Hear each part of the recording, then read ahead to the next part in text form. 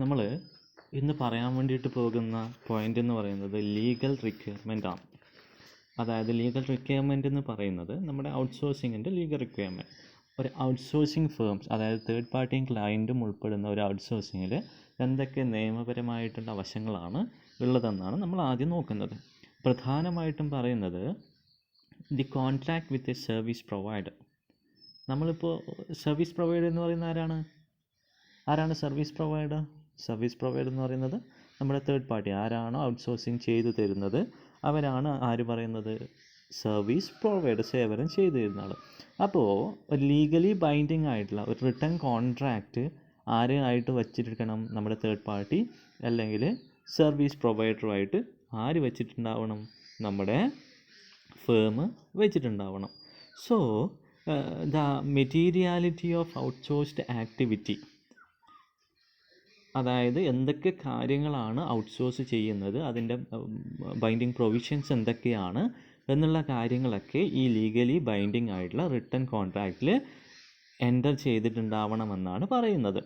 So അതാണ് അതിൻ്റെ principle എന്ന് പറയുന്നത്. അതായത് എന്തൊക്കെ കാര്യങ്ങളാണോ, ഏതൊക്കെ ആക്ടിവിറ്റീസ് ആണോ നമ്മുടെ ഔട്ട്സോഴ്സിങ്ങിലൂടെ ചെയ്തു തരേണ്ടത് ആ കാര്യങ്ങളൊക്കെ അതിൽ പറഞ്ഞിട്ടുണ്ട്. ഫോർ ഇൻസ്റ്റൻസ്, എന്തൊക്കെ കാര്യങ്ങളാണ്, ഏതൊക്കെ HR ഫങ്ഷൻസ് മാത്രമാണോ ചെയ്യേണ്ടത്, അല്ലെങ്കിൽ കോർ ആക്ടിവിറ്റീസ് മാത്രമാണോ ചെയ്യുന്നത്, ഏതൊക്കെ കോർ ആക്ടിവിറ്റീസാണ് ചെയ്യുന്നത്, ഈ കോർ ആക്ടിവിറ്റീസ് ചെയ്യുമ്പോൾ ഇതിൻ്റെ റെസ്പോൺസിബിലിറ്റീസ് ആർക്കാണ്, ഇതിൻ്റെ ഫുൾ ഓണർഷിപ്പ് ആർക്കാണ്, എപ്പോഴാണ് പേയ്മെൻറ്റ് നടത്തുക, ഏത് മോഡിലാണ് പേയ്മെൻറ്റ് നടത്തുക, അതായത് അവർ സർവീസ് പ്രൊവൈഡർക്കുള്ളത്, ഈ സമയത്താണ് ഇത് ചെയ്ത് തീർക്കുക, ഇതിൽ ഡ്യൂ ആയിക്കഴിഞ്ഞാൽ അല്ലെങ്കിൽ ഡീഫോൾട്ട് വന്നു കഴിഞ്ഞാൽ എന്താണ് ചെയ്യേണ്ടത്, ഇങ്ങനെയുള്ള എല്ലാ കാര്യങ്ങളും ഏതിൽ വേണം? ഈ ലീഗലി ബൈൻഡിങ് റിട്ടേൺ കോൺട്രാക്റ്റിൽ എഴുതി വെച്ചിട്ടുണ്ടാകണമെന്നാണ് പറയുന്നത്.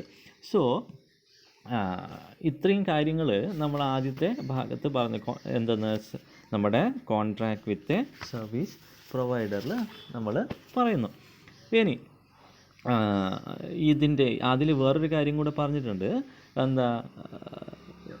Return contract, the return contract will help facilitate the monitoring of the outsourced activities by the outsourcing firm and or by securities regulations അല്ലെങ്കിൽ റെഗുലേറ്റേഴ്സ് എന്ന് പറഞ്ഞിട്ടുണ്ട് അല്ലേ. എന്താ ചെയ്യുന്നത്? ഈ റിട്ടേൺ കോൺട്രാക്റ്റിൽ എഴുതിയിട്ടുണ്ടാകും ഇതിൻ്റെ മോണിറ്ററിങ് അതോറിറ്റി ആർക്കാണ്. ഇപ്പോൾ നമ്മുടെ സർവീസ് പ്രൊവൈഡർ ഒരു ആക്ടിവിറ്റി ചെയ്യുമ്പോൾ അതിൻ്റെ ഓരോ ഘട്ടത്തിലും നമ്മുടെ ഫേമിന് അത് മോണിറ്റർ ചെയ്യാനുള്ള റൈറ്റ്സ് ഉണ്ടോ, അങ്ങനെയുള്ള കാര്യങ്ങളൊക്കെ ഏതിൽ പറഞ്ഞിട്ടുണ്ടാവണം? നമ്മുടെ റിട്ടേൺ കോൺട്രാക്റ്റിൽ അല്ലെങ്കിൽ റിട്ടേൺ അഗ്രിമെൻറ്റിൽ പറഞ്ഞിട്ടുണ്ടാവണം. ഇതിൻ്റെ സ്കോപ്പ് എന്താണ്, നേച്ചർ എന്താണ്, ക്വാളിറ്റി ഓഫ് സർവീസ് പ്രൊവൈഡറാണ് എന്താണ്, ഇതിൻ്റെ റിസ്ക് എന്താണ് എന്നുള്ള കാര്യമൊക്കെ ഏതിൽ പറഞ്ഞിട്ടുണ്ടാവണം? ഈ റിട്ടേൺ കോൺട്രാക്റ്റിൽ പറഞ്ഞിട്ടുണ്ടാവണം. ഏത് തരത്തിലുള്ള മോണിറ്ററിംഗ് ആണ് നമ്മുടെ ക്ലയൻറ്റിന് നടത്താൻ വേണ്ടിയിട്ട് പറ്റുക, ഏത് തരത്തിലുള്ള അസസ്മെൻ്റ് ആണ് ഈ സർവീസിൽ നമുക്ക് ചെയ്യാൻ വേണ്ടിയിട്ട് പറ്റുക, അതായത് ക്ലയൻറ്റിന് ചെയ്യാൻ വേണ്ടിയിട്ട് പറ്റുക, എന്ത് ഇൻസ്പെക്ഷൻ ഓഡിറ്റ് ആവശ്യമാണോ, ഇതിൻ്റെ റിസ്ക്, ഇതിൻ്റെ സൈസ്, കോംപ്ലക്സിറ്റീസ് ഇതൊക്കെ നമുക്ക് ഏതിൽ മെൻഷൻ ചെയ്തിട്ടുണ്ടാവണം? നമ്മുടെ ഈ റിട്ടേൺ കോൺട്രാക്റ്റിൽ മെൻഷൻ ചെയ്തിട്ടുണ്ടാവണം. ഓക്കെ. പിന്നീട് പറയുന്ന കാര്യം ഒരു നല്ലൊരു റിട്ടേൺ കോൺട്രാക്റ്റിൽ എന്തൊക്കെ കാര്യങ്ങളാണ് ഇൻക്ലൂഡ് ചെയ്തിട്ടുണ്ടാകുക എന്നുള്ളതാണ് പിന്നീട് പറയുന്നത്. ആദ്യം അവിടെ മെൻഷൻ ചെയ്തിട്ടുള്ള ഒരു കാര്യം ലിമിറ്റേഷൻസ് അല്ലെങ്കിൽ കണ്ടീഷൻസ് ആണ്. ചില സമയത്ത് ഈ തേർഡ് പാർട്ടി അല്ലെങ്കിൽ സർവീസ് പ്രൊവൈഡർക്ക് എന്ത് ചെയ്യാൻ വേണ്ടിയിട്ട് പറ്റില്ല? ക്ലയൻറ്റിൻ്റെ ആക്ടിവിറ്റീസ് അല്ലെങ്കിൽ ക്ലയൻറ്റ് പറയുന്ന കാര്യങ്ങൾ ചെയ്തു തീർക്കാൻ പറ്റണമെന്നില്ല. അങ്ങനെ പറ്റാത്തൊരവസ്ഥയിൽ അവർക്ക് എന്ത് ചെയ്യാൻ വേണ്ടിയിട്ട് അവരെന്ത് ചെയ്യണം? അവർ വീണ്ടും ഒരു സബ് കോൺട്രാക്റ്റ്, ഇപ്പോൾ ഞാനൊരു കോൺട്രാക്റ്റ് എടുത്തു, എനിക്കത് നടത്താൻ പറ്റില്ലെങ്കിൽ ഞാൻ എന്ത് ചെയ്തു? ഞാൻ വീണ്ടും വേറൊരാൾക്ക് ആ കോൺട്രാക്റ്റ് തിരിച്ചു കൊടുക്കുന്നു. അതിനെയാണ് എന്ത് പറയുന്നത്? സബ് കോൺട്രാക്റ്റ് എന്ന് പറയുന്നത്. അപ്പോൾ അങ്ങനെയുള്ള കാര്യം ലിമിറ്റേഷൻസ് അതിൽ മെൻഷൻ ചെയ്തിട്ടുണ്ടാവണം. ക്ലയൻറ്റ് കോൺഫിഡൻഷ്യാലിറ്റീസ്, ഇപ്പോൾ നമ്മുടെ HR ഇൻഫർമേഷൻസ് അല്ലെങ്കിൽ നമ്മുടെ വാല്യുബിൾ ആയിട്ടുള്ള ഇൻഫർമേഷൻസ് ആർക്ക് കൊടുക്കുന്നുണ്ട്? ഒരു തേർഡ് പാർട്ടിക്ക് കൊടുക്കുന്നുണ്ട്. ആ തേർഡ് പാർട്ടിക്ക് എന്ത് ചെയ്യാം? അത് വേറെ ഏതെങ്കിലും ഫേമിന് കൊടുത്തിട്ട് അവർക്കത് ഈ ഫേമിനെതിരെ ഉപയോഗിക്കാൻ വേണ്ടിയിട്ട് പറ്റും. അപ്പോൾ അത് ഈ കോൺഫിഡൻഷ്യാലിറ്റി മെയിൻറ്റെയിൻ ചെയ്യുക എന്നുള്ളത് തേർഡ് പാർട്ടിയെ സംബന്ധിച്ചിടത്തോളം ഒരു അത്യാവശ്യമുള്ളൊരു കാര്യമാണ്. സോ പലപ്പോഴും അത് അനുസരിക്കാത്തത് കൊണ്ട് എന്ത് ചെയ്തിട്ടുണ്ടാവണം, ക്ലയൻറ്റ് തന്നെ അവരുടെ റിട്ടൺ കോൺട്രാക്റ്റിൽ അത് മെൻഷൻ ചെയ്തിട്ടുണ്ടാവണം കോൺഫിഡൻഷ്യാലിറ്റീസ്. പിന്നെ ഈ ഔട്ട്സോഴ്സിങ് ഫേമിൻ്റെ റെസ്പോൺസിബിലിറ്റീസ് എന്തൊക്കെയാണ്, പിന്നെയോ നമ്മുടെ സർവീസ് പ്രൊവൈഡറിൻ്റെ റെസ്പോൺസിബിലിറ്റി എന്താണ്, എത്രത്തോളം റെസ്പോൺസിബിലിറ്റിയാണ് മോണിറ്റർ ചെയ്തിട്ടുണ്ടാവേണ്ടത്, അതായത് ക്ലയൻറ്റിൻ്റെ റെസ്പോൺസിബിലിറ്റീസ് എന്താണ് ഈ ഔട്ട്സോഴ്സിങ്ങിൽ, നമ്മുടെ സർവീസ് പ്രൊവൈഡറിൻ്റെ റെസ്പോൺസിബിലിറ്റീസ് എന്താണ്, ഏത് അറ്റം വരെ അല്ലെങ്കിൽ ഏത് എക്സ്റ്റെൻറ്റ് വരെ നമുക്ക് അവരുടെ റെസ്പോൺസിബിലിറ്റി മോണിറ്ററിങ്ങിനുള്ള റെസ്പോൺസിബിലിറ്റീസ് ഉണ്ട്, ഇങ്ങനെയുള്ള കാര്യമൊക്കെ അതിൽ മെൻഷൻ ചെയ്തിട്ടുണ്ടാവണം. പിന്നീട് സെക്യൂരിറ്റിയുമായി എത്രത്തോളം സെക്യൂരിറ്റി സംബന്ധമായിട്ടുള്ള ഉത്തരവാദിത്തമുണ്ട്. ഇപ്പോൾ ക്ലയൻറ്റിൻ്റെ ഇൻഫർമേഷൻസ് പബ്ലിക്കലി അവൈലബിൾ ആക്കുന്ന പരിപാടിയൊക്കെ ചില സ്ഥലത്ത് കാണാൻ വേണ്ടിയിട്ട് പറ്റും. അപ്പോൾ എന്ത് ഉത്തരവാദിത്തമാണ് ക്ലയൻറ്റിൻ്റെ ഡേറ്റകൾ ഹാൻഡിൽ ചെയ്യുമ്പോൾ നമ്മുടെ സർവീസ് പ്രൊവൈഡറിൽ നിന്ന് അതിൽ മെൻഷൻ ചെയ്തിട്ടുണ്ടാവണം. പിന്നീട് സർവീസ് പ്രൊവൈഡർ ഈ ഔട്ട്സോഴ്സിങ് ചെയ്യുന്നതിന് അയാൾക്ക് കിട്ടുന്ന ബെനിഫിറ്റ്, അതായത് പേയ്മെൻറ്റിൻ്റെ അറേഞ്ച്മെൻറ്റ് എങ്ങനെയാണെന്നുള്ളത് ആ റിട്ടൺ എഗ്രിമെൻറ്റിൽ പറഞ്ഞിട്ടുണ്ടാവണം. പിന്നീട് ചില സമയങ്ങളിൽ ഈ ഔട്ട്സോഴ്സിങ് ചെയ്യുന്ന സമയത്ത് നമ്മുടെ സർവീസ് പ്രൊവൈഡറിന് അത് ക്ലിയറായിട്ട് ചെയ്യാൻ വേണ്ടിയിട്ട് സാധിക്കണമെന്നില്ല. അങ്ങനെയുള്ള സാഹചര്യങ്ങളിൽ സർവീസ് പ്രൊവൈഡർ ചില സമയങ്ങളിൽ ബ്രീച്ച് ഓഫ് കോൺട്രാക്റ്റ് അല്ലെങ്കിൽ അൺസാറ്റിസ്ഫാക്ടറി പെർഫോമൻസ് ഒക്കെ ചെയ്തെന്ന് വരാം. അപ്പോൾ അങ്ങനെയുള്ള സമയങ്ങളിൽ അവരുടെ ലയബിലിറ്റി എന്താണ്, ആർക്ക്, സർവീസ് പ്രൊവൈഡർക്ക് നമ്മുടെ ക്ലയൻറ്റിനോടുള്ള ലയബിലിറ്റീസ് എന്തൊക്കെയാണെന്നുള്ളത് കൃത്യമായിട്ട് റിട്ടൺ കോൺട്രാക്റ്റിൽ പറഞ്ഞിട്ടുണ്ടാകണം. പിന്നീട് ഗ്യാരൻറ്റീസ് ആൻഡ് ഇൻഡെംനിറ്റീസ് വെച്ചാൽ എന്താ, നഷ്ടപരിഹാരം. പിന്നെ ഈ സർവീസ് പ്രൊവൈഡർ ഇങ്ങനെ സർവീസ് ചെയ്ത് കൊടുക്കുന്ന സമയത്ത് എന്ത് ഗ്യാരൻറ്റി കൊടുക്കാൻ വേണ്ടിയിട്ട് പറ്റും, ഇപ്പോൾ ബ്രീച്ച് ഓഫ് കോൺട്രാക്റ്റ് വന്നാൽ എന്താണ് അതിൻ്റെ നഷ്ടപരിഹാരം, ഇതൊക്കെ ഈ അഗ്രിമെൻറ്റിൽ കൃത്യമായിട്ട് പറഞ്ഞിട്ടുണ്ടാവണം. പിന്നീട് നമ്മുടെ ഉത്തരവാദിത്തം തന്നെയാണ് പറയുന്നത് ആരുടെ, സർവീസ് പ്രൊവൈഡറുടെ. അതായത് ഇപ്പോൾ റെക്കോർഡ്സ്, ഇൻഫർമേഷൻസ് അങ്ങനെയുള്ളതിൻ്റെ റിക്വസ്റ്റ്, അത് ചെയ്തു കൊടുക്കുന്നതിലുള്ളത്, ഇങ്ങനെയുള്ള കാര്യങ്ങൾ, അല്ലെങ്കിൽ ഓഡിറ്റേഴ്സ്, അവരുടെ റെഗുലേറ്റേഴ്സ്, ഇവരുടെയൊക്കെ ഉത്തരവാദിത്തങ്ങളാണ് പിന്നീട് പറഞ്ഞിട്ടുള്ളത് ഈ ഔട്ട്സോഴ്സിങ്ങിൻ്റെ കേസിൽ. അതൊക്കെ അതിൽ മെൻഷൻ ചെയ്തിട്ടുണ്ടാവണം.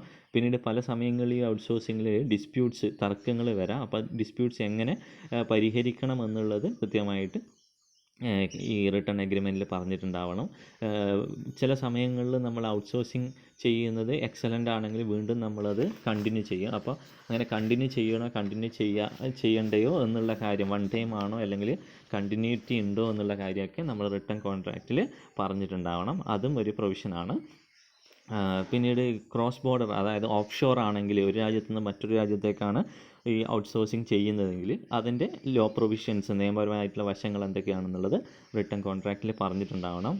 ചില സമയങ്ങളിൽ നമ്മൾ സഡനായിട്ട് ഇത് ടെർമിനേറ്റ് ചെയ്യും കോൺട്രാക്റ്റ്. അപ്പോൾ അങ്ങനെ സഡനായിട്ട് ടെർമിനേറ്റ് ചെയ്യാനുള്ള അവസരമുണ്ടോ എന്നുള്ള കാര്യം അതിൽ പറഞ്ഞിട്ടുണ്ടാവണം. പിന്നെ transfer of information and exit strategies, അതിനെക്കുറിച്ചും റിട്ടൺ കോൺട്രാക്റ്റിൽ പറഞ്ഞിട്ടുണ്ടാകണമെന്നുള്ളതാണ് അവിടെ പറയുന്നത്. ഇനി ഇത്രയും കാര്യങ്ങൾ പറഞ്ഞു കഴിഞ്ഞാൽ അടുത്തത് പറയുന്നത് കണ്ടൻസ് ഓഫ് ആൻ എഗ്രിമെൻ്റ് ആണ്. What are the contents of an agreement? ഈ റിട്ടൺ എഗ്രിമെൻറ്റിലെ കണ്ടൻസ് എന്താണ്, എന്തൊക്കെ കാര്യങ്ങളാണ് എഴുതേണ്ടത്? ഒന്ന്, സർവീസ് ടു ബി പെർഫോംഡ്. അതായത് റിട്ടൺ കോൺട്രാക്റ്റിൽ അല്ലെങ്കിൽ ഈ അഗ്രിമെൻറ്റ് വെക്കുന്ന സമയത്ത് അതിൽ കൃത്യമായിട്ട് പറഞ്ഞിട്ടുണ്ടാവണം, the service to be performed. ഏതൊക്കെ തരത്തിലുള്ള സർവീസാണ് സർവീസ് പ്രൊവൈഡർ ക്ലയൻറ്റിന് ചെയ്തു കൊടുക്കുന്നത് എന്ന് പറഞ്ഞത്. ഒരു ഇൻഡിപെൻഡൻറ്റ് കോൺട്രാക്ടർ എന്തൊക്കെ കാര്യങ്ങൾ ചെയ്തിട്ടുണ്ടാവണം, അയാളുടെ കോമ്പൻസേഷൻ എന്തൊക്കെയാണെന്ന് കൃത്യമായിട്ട് പറഞ്ഞിട്ടുണ്ടാവണം. രണ്ടാമത്തെ കണ്ടൻ്റാണ് ടൈമിങ്. ഏത് സമയത്ത് സർവീസ് പെർഫോം ചെയ്യും, ലേറ്റ് ആയിട്ടാണെങ്കിൽ അതിൻ്റെ പെനാൽറ്റി ഫീസ് എങ്ങനെയാണ്, അല്ല നേരത്തെ ആണെങ്കിൽ അതിന് എന്ത് ബോണസാണ് ക്ലയൻറ്റ് ആർക്ക് കൊടുക്കുന്നത്, നമ്മുടെ സർവീസ് പ്രൊവൈഡർക്ക് കൊടുക്കുന്നത്. ഈ കാര്യങ്ങൾ പറഞ്ഞിട്ടുണ്ടാവണം. ഇനി നെക്സ്റ്റ് പറയുന്നത് പേയ്മെൻ്റ് ആണ്. അതായത് സർവീസ് പ്രൊവൈഡറിന് ക്ലയൻറ്റ് കൊടുക്കുന്ന റെമ്യൂണറേഷൻ. അത് കൃത്യമായിട്ട് പറഞ്ഞിട്ടുണ്ടാവണം. എത്ര പൈസ കൊടുക്കും, ഹൗ മച്ച് എന്നുള്ളത് പറഞ്ഞിട്ടുണ്ടാവണം. ദ മാനർ ഓഫ് പേയ്മെൻറ്റ് പറഞ്ഞിട്ടുണ്ടാവണം. അത് ഹവർലി ബേസിസ് ആണോ പ്രൊജക്റ്റ് ബേസിസ് ആണോ എന്നുള്ളത്, അത് എന്താണ് ഇതെന്നൊക്കെ എന്നുള്ള അറിയാമല്ലോ. എപ്പോൾ കൊടുക്കണം എന്നുള്ളത് പറഞ്ഞിട്ടുണ്ടാവണം. ഇങ്ങനെയുള്ള കാര്യങ്ങളൊക്കെ കൃത്യമായിട്ട് അതിൽ പറഞ്ഞിട്ടുണ്ടാവണം. ഇനി നെക്സ്റ്റ് 4ാമത്തെ പോയിൻ്റാണ് റിപ്പോർട്ടിംഗ് എന്ന് പറയുന്നത്.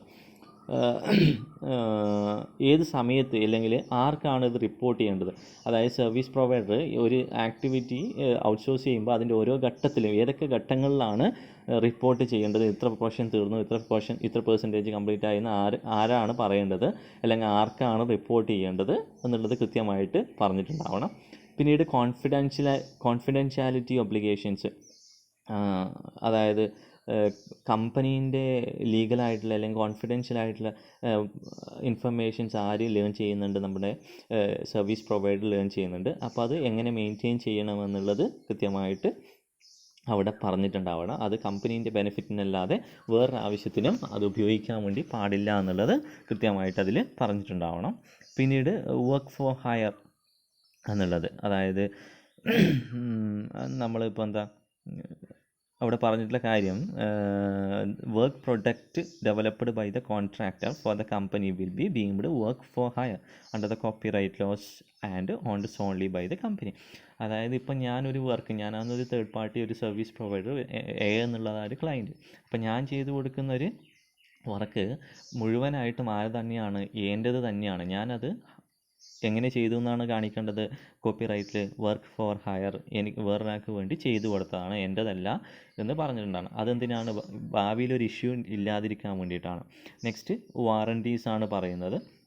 ഇപ്പോൾ ഒരു സർവീസ് ചെയ്ത് കൊടുക്കുന്ന സമയത്ത് അതിനെന്തെങ്കിലും വാറൻറ്റീസ് നമുക്ക് കൊടുക്കാൻ വേണ്ടി പറ്റുന്നുണ്ടെങ്കിൽ അത് എത്രത്തോളം വാറൻറ്റീസാണ് കൊടുക്കാൻ വേണ്ടിയിട്ട് പറ്റുന്നത്, ഒരു ഹൈ ക്വാളിറ്റി അല്ലെങ്കിൽ പ്രൊഫഷണൽ ആയിട്ടുള്ള ടൈംലി മാനറിൽ ചെയ്യുന്ന ഒരു കാര്യത്തിന് എത്ര വാറൻറ്റീസ്, എത്ര കാലം അതിൻ്റെ ഡ്യൂറബിലിറ്റി അല്ലെങ്കിൽ അതിന് നമുക്ക് വാറൻറ്റീസ് കൊടുക്കാൻ വേണ്ടിയിട്ട് പറ്റുമെന്നുള്ളത് മെൻഷൻ ചെയ്തിട്ടുണ്ടാണ്. സബ് കോൺട്രാക്ടേഴ്സ്, എന്താ നമുക്കിപ്പോൾ ചെയ്യാൻ വേണ്ടിയിട്ട് പറ്റുന്നില്ല, നമ്മൾ എടുത്തൊരു കരാർ, ഇപ്പോൾ എ എന്നുള്ളൊരു കമ്പനീൻ്റെ കരാർ ഞാൻ എടുത്തെങ്കിൽ എനിക്കത് ചെയ്യാൻ പറ്റുന്നില്ല എങ്കിൽ ഞാൻ വീണ്ടും ബി എന്നുള്ളൊരു കമ്പനിക്ക് സബ് കോൺട്രാക്റ്റ് കൊടുക്കുന്നുണ്ടെങ്കിൽ അതും കൃത്യമായിട്ട് അതിൽ പറഞ്ഞിട്ടുണ്ടാകണമെന്നുള്ളതാണ് പറയുന്നത്.